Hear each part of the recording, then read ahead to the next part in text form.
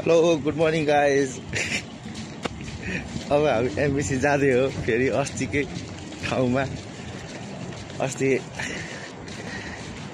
आधी काम भइसक्यो थियो, अब आज पुरै काम हुने यसो आशमा जाँदैछौँ। हामी दुईजना फेरि भाइ र म नेपाल एमबिसी फेरि जाँदैछौँ। नेपाल आउनलाई चाहिँ होइन है, फेरि नेपाल आउनलाई चाहिँ होइन फेरि नेपाल आउनलाई सम्झला। हामी यहाँ बस स्ट्यान्डमा छौँ।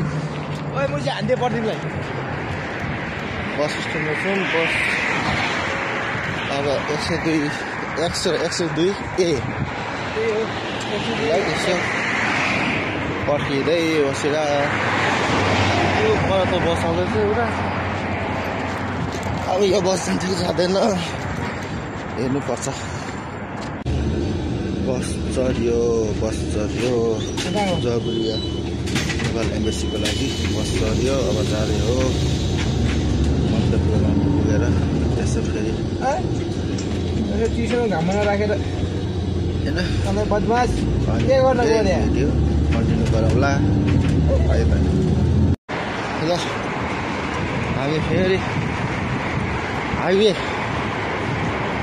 हाइवेतिर आइपुग्यौँ। एम्बेसी जाँदै हो फेरि यही बाटो जाँदै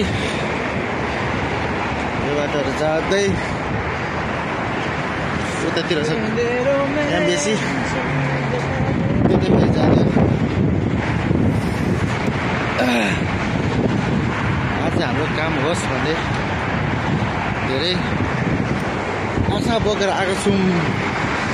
पुरा हुन्छ कि हुँदैन थाहा छैन। यस्तो छ हाइवे चाहिँ। लु है फेरि हामी दुईजना काम सकेर फर्किँदै एमबिसीबाट बल्ल काम सक्यो। न पानी खान पाएको छ न के खान पाएको छ। लास्टतिर खाना लागेर के अरे भोक पनि लागेछ भन्नु। भोक लागेछ, तिर्खा लागेको छ। बिहानदेखि आएको बल्ल काम सकेर टाउको दुख्न थालिसक्यो। अब आफ्नै कम्पनीको गाडीमा फर्किँदै मान्छे फिल्स भयो भने बच्यो। रुम जाने हो र अनि यहाँबाट अफिस गएर फेरि 5 बजीतिर रुम जानुपर्छ। आएर पनि जाँदा हो होइन एकचोटि खर्च हुन्छ नि त। नभए यहाँबाट 2टा गाडी चेन्ज गर्नु पर्थ्यो नि त। अब त एउटा गाडी मात्र, एउटा गाडीमा जाँदा पनि हुन्छ नि त। अब त अहिले त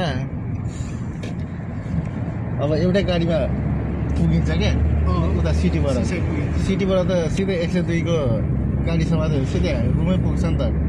त्यही भएर 500 केडी बच्यो भने क्या।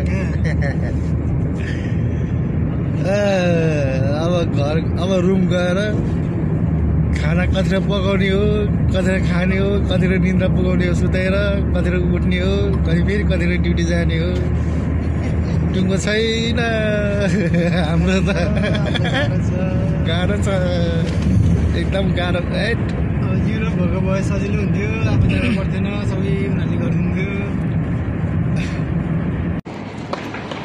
बल्ल अफिसबाट पनि निस्कियो। एमबिसीबाट अफिसबाट निस्केर अब रुम पुगेर कतिर रुम पुगिन्छ र अनि कतिर खाना खानु, कतिर खाना पकाएर कतिर खाना खानु भएर चाहिँ यहाँ अब बल्ल अफिसबाट निस्केर होइन अब चट्ट बस स्ट्यान्डतिर जाँदै हो। बसमा चढेर जाने हो। ट्राफिक छ भने 1 घन्टा लाग्छ, ट्राफिक छैन भने 45 मिनट लाग्छ रुम पुग्न पनि। यहाँबाट वेस्ट सिटीबाट गाह्रो छ हजुर, गाह्रो छ।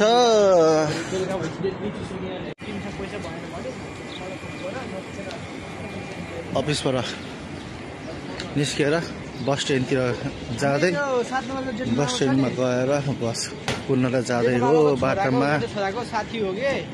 अब त्यही हो।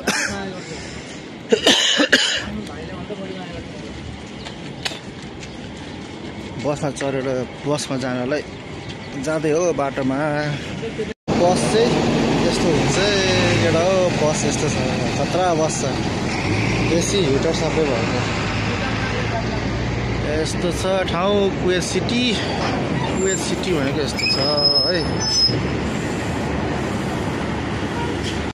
डबल बसको मजा, माथि तलामा बसेर फ्रन्ट सिटमा बसेर अब महाबुला सी साइड जाँदै हो। बिल्डिङ त खतरनाक छ यार।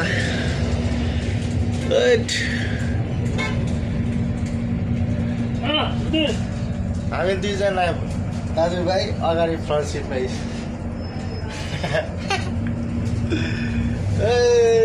Double bus. Oh my God, Kabir Singh देखिँदो रहेछ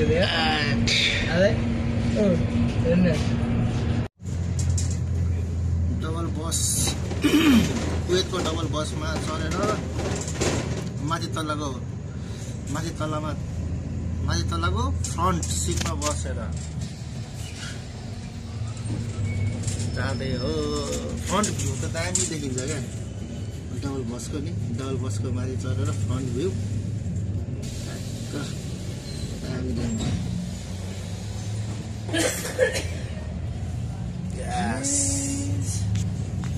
कुवेत सिटीबाट अब घन्टा लाग्दै हो, रुपियाँ लाग्दै हो।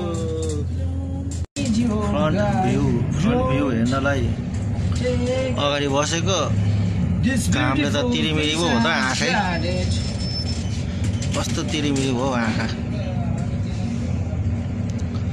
जाम लाग्यो अब दिमाग खराब कतिखेर पुग्ने हो।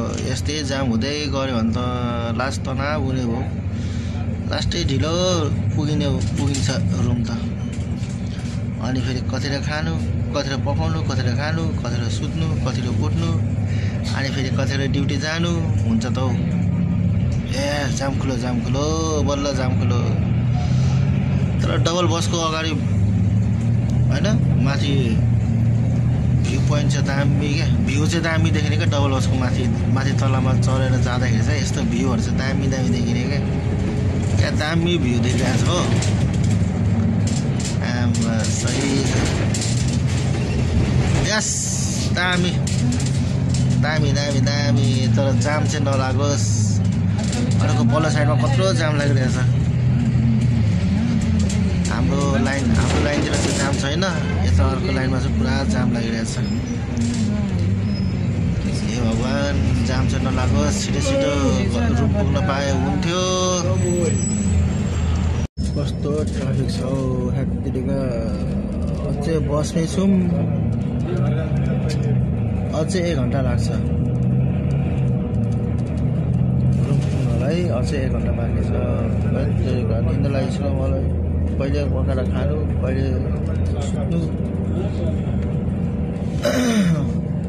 निद्रा पुगेन भने यसो तपाईँ त राति त गाह्रो हुन्छ हौ ड्युटीमा। फेरि जाम पऱ्यो, कति जाम परेको। कहिले पुग्नु हो उसै त 1 घन्टा देखाएर पुग्नलाई। अब अझै 1 घन्टा होला। बस पनि फेरि कत्रो घुमाएको, कत्रो लामो रुट लिएर जाँदैछ। धेरै टाइम लाग्ने भयो। अल्छी पनि लागिरहेछ, निन्द्राले पनि डक्टर भइरहेछ। रुम आएर फ्रेस भयो। अब खाना पकाइन्छ, खाइन्छ, 2-3 निन्द्रा भयो भने सुतिन्छ। अब ल त गाइस, अब tata bye by, good night मेरो तर्फबाट सबैजनालाई। लाइक, कमेन्ट, सेयर, सब्सक्राइब गर्न चाहिँ नबिर्सिनु होला। प्लिज गरिदिनु होला सब्सक्राइब, लाइक, कमेन्ट है त।